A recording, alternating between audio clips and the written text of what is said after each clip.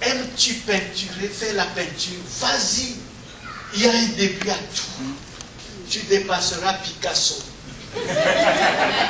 On t'appellera peintre de l'éternel. Amen. Tu le dépasseras. Parce que celui qui est en toi est plus grand que celui qui est dans le monde. Amen. Alléluia. Alléluia. Vas-y. Aimes-tu chanter? Rejoins la jeunesse. Si tes cheveux blanchissent, on s'arrangera. On s'arrangera. Ah oui, quelques coups de teinture, un peu de maquillage, et le tour est joué. On ira voir Circe, quelques pantalons jeans. On prendra ta mesure, bien sûr. Peut-être quelques couturières, ma tante Colette, ma tante Hélène, ma mère sont là. Et on arrangera. S'il te plaît, fais quelque chose pour le Seigneur. La créativité, l'entrepreneuriat. Entreprends quelque chose pour Dieu. Ne te plains pas. Tu as tout pour honorer Dieu. Amen. Tu as tout pour honorer Dieu. Peut-être tu dis, oh, je ne sais pas faire la cuisine. Hey, Teresa est là-bas. Va la voir ça. Avec sa belle-sœur Rosa. Elle te montrera comment préparer le riz latino. Avec la noix de coco. Et tu réjouiras Jean-Willy et sa femme qui vient d'accoucher. Alléluia. Sers le Seigneur.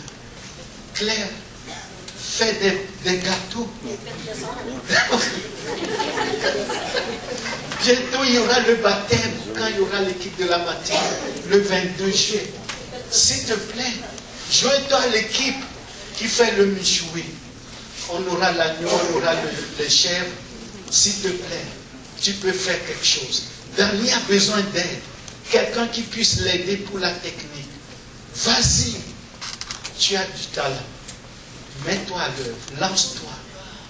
Dieu t'a donné, mets-le à son service. Il n'y a pas seulement Procor, il y a aussi Nicanor. Nicanor, le conquérant, le gagnant, le combattant. Et pour gagner, il faut être déterminé.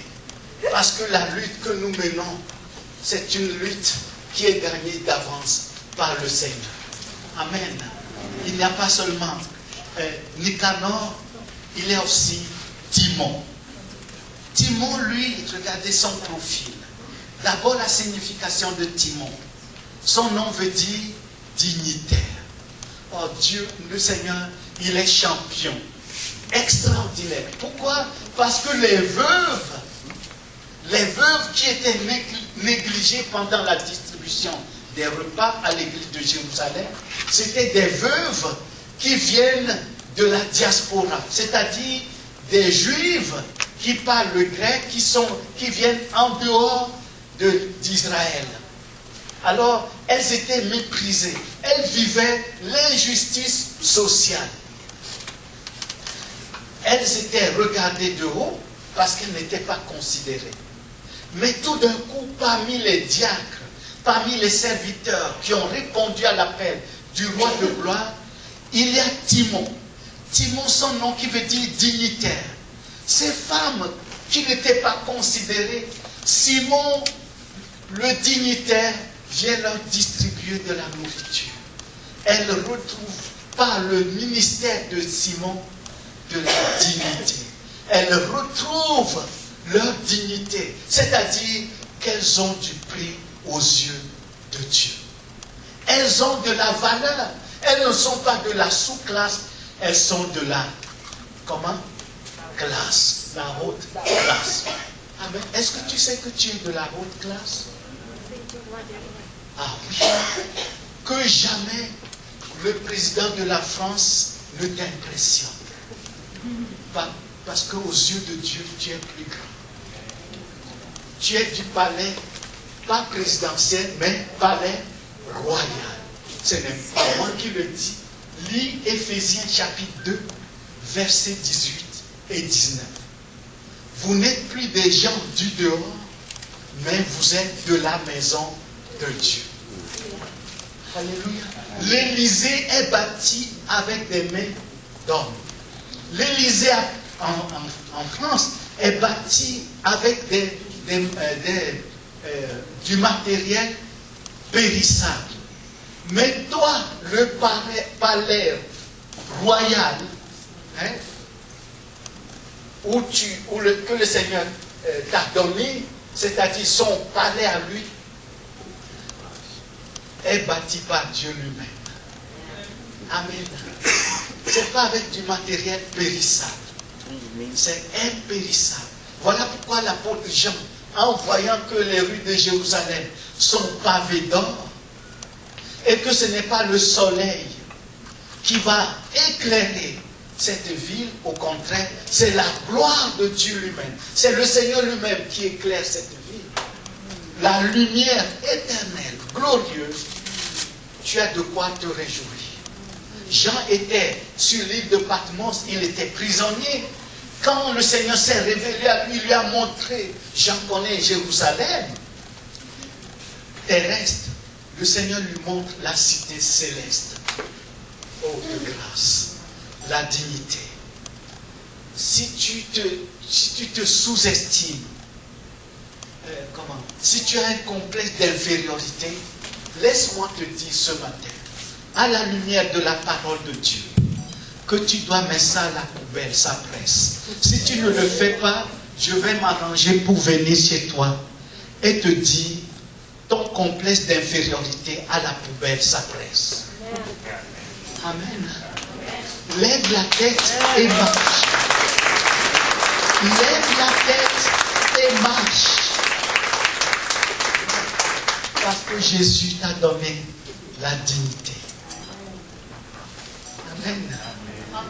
Parmi les diacres, il y a Timon, le dignitaire, celui qui donne la dignité, celui qui communique aux veuves la valeur qu'elles ont aux yeux de Dieu.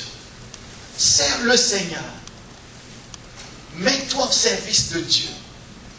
Quelle que soit la tâche que Dieu te confie, fais-le parce que Dieu va honorer ta dignité. Dieu va t'utiliser pour bénir des multitudes. Amen. Il n'y a pas seulement Timon, il y a Parmenas. Et Parmenas, mon Dieu, son nom veut dire celui qui reste, celui qui demeure, celui sur qui on peut compter. Amen. Est-ce que je peux compter sur toi?